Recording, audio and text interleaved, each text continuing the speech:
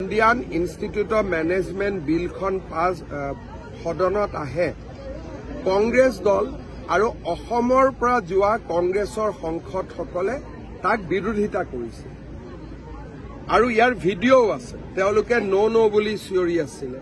গতিকে অসমৰ ৰাইজে ঘটনাবোৰ নিজেই চাই আছে যে নিজৰ ৰাজ্যত এখন ইণ্ডিয়ান ইনষ্টিটিউট অফ মেনেজমেণ্ট আহিব, তাকো তেওঁলোকে বিৰোধিতা কৰে।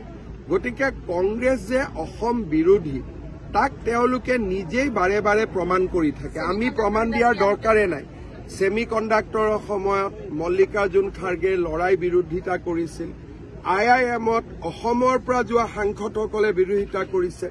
গতিকে এখেতসকলৰ বিষয়ে অসমৰ ৰাইজে বুজি পায় আৰু সেইকাৰণে মই ভাবো যে অসমৰ ৰাইজে তেওঁলোকক যোগ্য উত্তৰ দি আহিছে আৰু দি যাব।